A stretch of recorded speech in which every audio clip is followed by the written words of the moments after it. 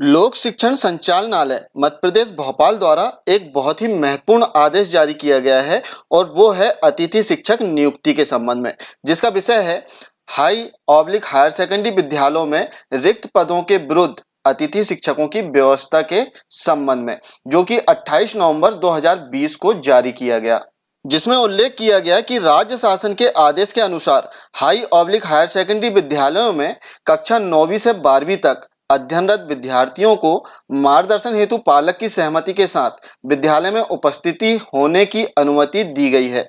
विद्यार्थियों को विषय से संबंधित कठिनाइयों के मार्गदर्शन हेतु रिक्त पदों के विरुद्ध अतिथि शिक्षकों की व्यवस्था हेतु निम्नलिखित कार्यवाही सुनिश्चित करें।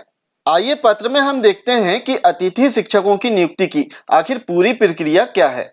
इसमें पहला बिंदु दिया गया है कि विद्यालयों में रिक्त पदों की जानकारी विमर्श पोर्टल पर उपलब्ध है, अतः विमर्श पोर्टल में हम रिक्त पदों की जानकारी देख सकते हैं।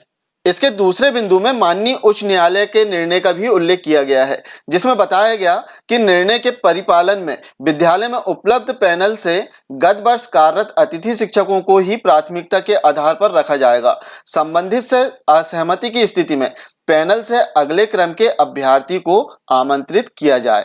इसमें तीसरा बिंदु दिया गया है कि किसी विषय का पैनल उपलब्ध नहीं होने की स्थिति में पोर्टल से ब्लॉक/जिले के पैनल को डाउनलोड कर मेरिट के क्रम में संबंधित से सहमति पत्र प्राप्त कर आमंत्रित किया जाए।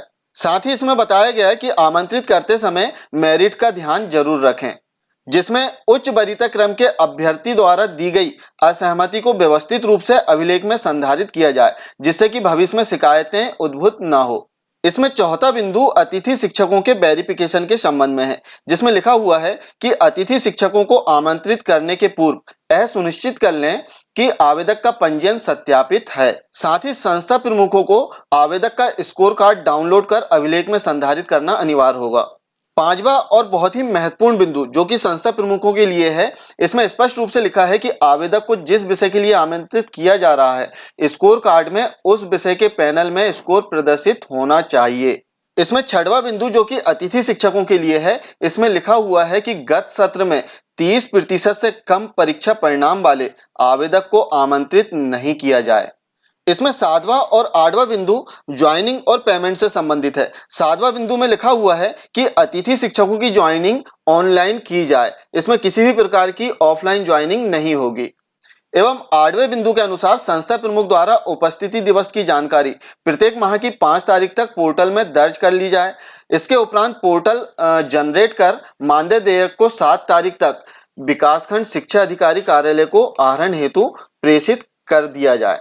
आइए पत्र में देखते हैं कि क्या है अतिथि शिक्षक की नियुक्ति की समय सारणी। इसमें तीसरा पॉइंट इसमें अलग से दिया गया है समय सारणी का, जिसके अनुसार विद्यालय में पूर्व से उपलब्ध पैनल से विगत वर्ष कार्यरत अतिथि शिक्षक को आमंत्रित करना। इसकी अंतिम तिथि है 4 दिसंबर 2020 तक।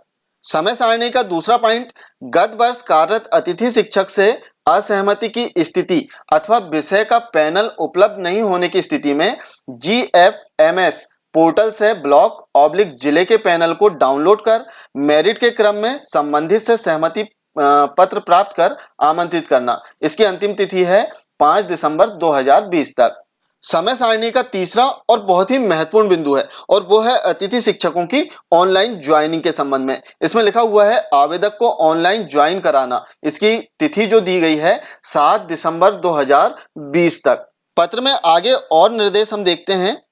इसमें आगे लिखा हुआ है कि यदि संस्था प्रमुख द्वारा माह की 7 तारीख तक देयक जनरेट नहीं किया जाता है तो अतिथि शिक्षकों को मानदेय हेतु राशि बंटित नहीं होगी, जिसकी संपूर्ण जिम्मेदारी संबंधित संस्था प्रमुख की होगी। साथ ही अतिथि शिक्षकों के मानदेय भुगतान तथा कोषालय से आहरण करने की जिम्मेदारी संबंधित विकासखंड शिक्षा अधिकारी की होगी, जिसकी समीक्षा जिला शिक्षा अधिकारी द्वारा प्रति माह की जाएगी। इसमें एक बात स्पष्ट रूप से बताना चाहेंगे कि 31 दिसंबर तक सेंट्रल गवर्नमेंट की SOP जारी रहेगी, अतः हमें इसका पूर्णतः पालन करना है। साथ ही पत्र अभी पोर्टल में अपलोड नहीं हुआ है, अतः इसकी विश्वसनीयता की जांच कर आप अग्रिम कार्रवाई करें। वीडियो कैसा लगा कृपया कमेंट्स कर अपने सुझाव जरूर दें। साथ ही चैनल को सब्सक्राइब करना न भूलें। Thank you.